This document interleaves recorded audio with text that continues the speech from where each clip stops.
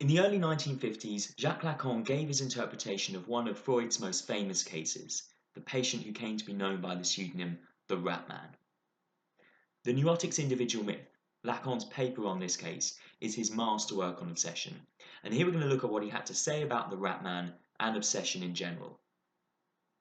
This video is based on 4 texts: Freud's published case history from the Standard Edition, the French version with Freud's original case notes, Lacan's paper on the case, and biographical material from Mikhail Bork-Jacobson's Les Passions de Freud. So, who was the Rat Man? His real name was Ernst Lanzer, a 29-year-old lawyer who had already taken 10 years to complete his law studies at the University of Vienna by the time he came to consult Freud. Born on the 22nd of January 1878 in Vienna, he was from a middle-class home, the son of Rosa Herlinger from the Zaborski family, one of the most powerful industrial families in the city, and Heinrich Lanzer from a modest Silesian family and 9 years his wife's senior. Ernst was the 4th of 7 children. In 1898, a woman working for Zaborski makes an advance on Ernst, which he avoids, but tragedy results. The woman kills herself. This only confirms his idea that his thoughts have the power to kill. At the same time, he falls in love with a poor girl, Gisela Adler, and the idea comes to him that if his father were to die, he would have enough money to marry her. His father dies the following year. Ernst inherits 59,000 kroner, but does not marry Gisela. The Rat Man got his pseudonym from obsessive thoughts about a torture method involving rats that was first described by the 16th century Dutch soldier Diederik Sonoy. While out on maneuvers in the army, the Rat Man hears this story about a especially horrible punishment used in the East. And it's this graphic story and the role it's said to have played in the development of his neurosis that's commonly believed to be the reason Freud lent his patient the pseudonym the Rat Man. However, this signifier rat in German holds a much wider spell on Freud's patient. That Freud notes its reappearance in the crucial details of the Rat Man's story suggests that it was perhaps the reappearance of this signifier that he was drawing our attention to in the naming of the case. Nevertheless, almost every analyst and every historian has focused on the rat torture in their reading of the case. But not Lacan. Lacan focuses on another, less dramatic but more illustrative story that the patient tells Freud. It came to the patient from the same character who told him about the rat torture, the Czech captain from his military maneuvers, known as the cruel captain in the case. A few remarks about Lacan's approach to the Rat Man case and to obsession more generally. Lacan needed to take a different approach to obsession because Freud admitted in 1926 that obsession is still something of a mystery to him. Obsessional neurosis presents such a vast multiplicity of phenomena, says Freud, that no efforts have yet succeeded in making a coherent synthesis of all its variations. All we can do is to pick out certain typical correlations, but there's always the risk that we may have overlooked other uniformities of a no less important kind. Freud has lots of questions about obsession. He says, for example, that he doesn't know why ambivalence is such a feature of it. And in that same passage he says, obsessional neurosis is unquestionably the most interesting and repaying subject of analytic research. From Lacan's point of view, he looks at what constitutes the structure of obsession. The obsessional asks a question about himself. This question addresses the problem of how to sustain contradictory desires. In the Écrit, Lacan summarizes his approach to the problem as follows. One does not simply need the blueprints to a reconstructed labyrinth, nor even a pile of blueprints that have already been worked up. What is needed above all is the general combinatory that no doubt governs their variety, but that also, even more usefully, accounts for the illusions, or better, shifts in the labyrinth that take place right before one's very eyes.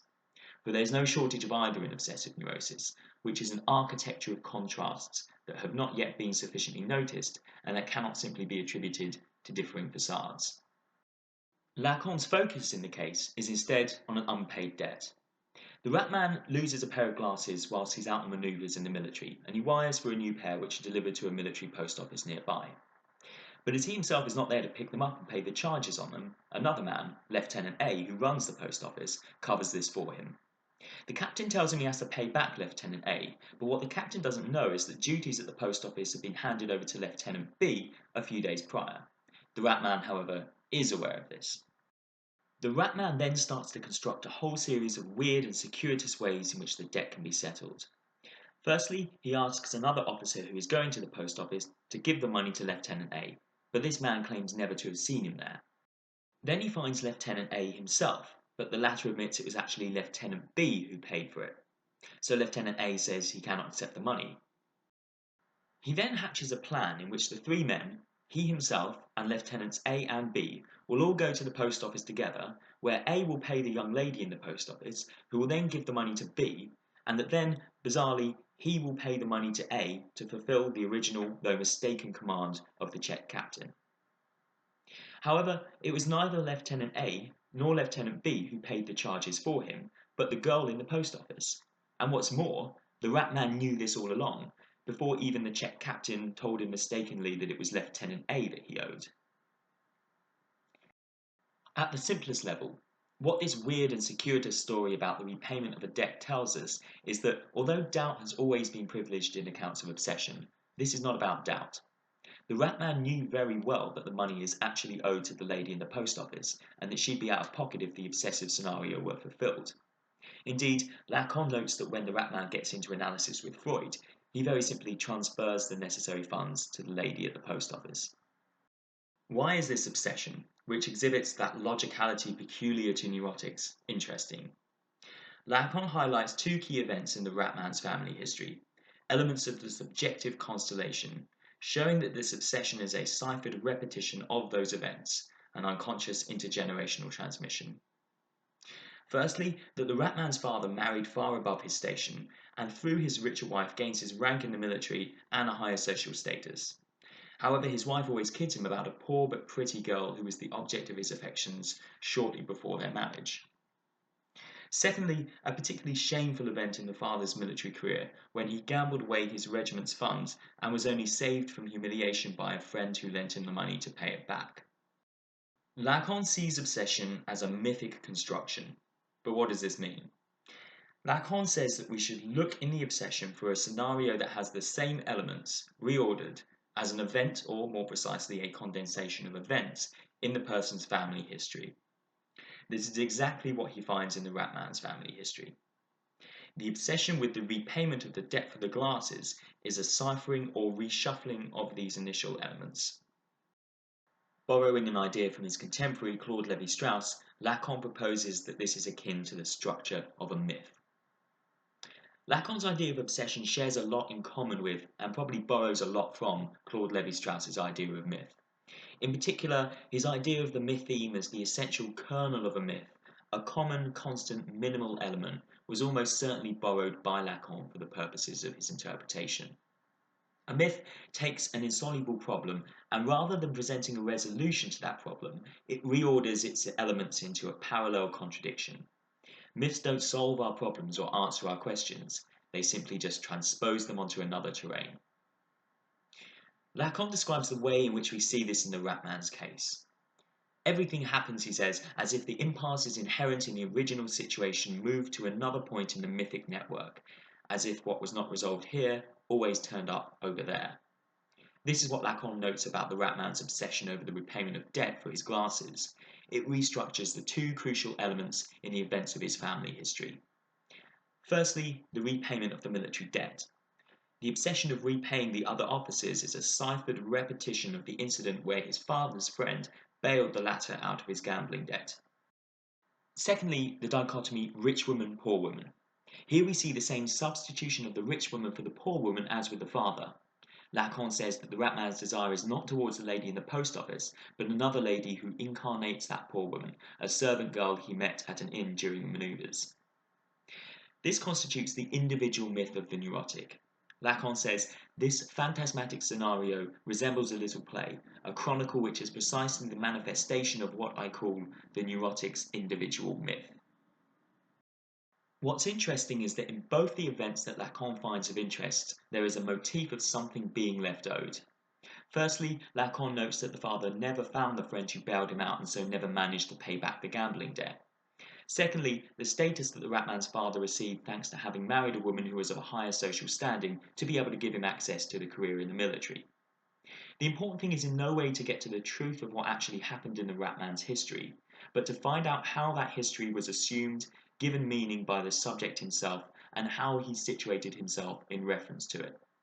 Lacan makes this point very nicely. Myth is what provides a discursive form for something that cannot be transmitted through the definition of truth. But what turns the assumption of an unresolved element, in this case the unpaid debt of the father, into a neurotic constellation? For Lacan, the problem for the Ratman lies in the fact that these debts are on two different levels. His neurosis is the result of an inability to rectify them. The elements of the debt are placed on two levels at once, he says, and it's precisely in the light of this impossibility of bringing these two levels together that the drama of the neurotic is played out. This is what the symptoms of the neurosis, the obsessions themselves, show. By trying to make one coincide with the other, he makes a perennially unsatisfying turning maneuver and never succeeds in closing the loop. The gap between the two debts is, Lacan says in the Écrit, unfillable. He says, it's by recognizing the forced subjectivization of the obsessive debt that Freud achieves his goal.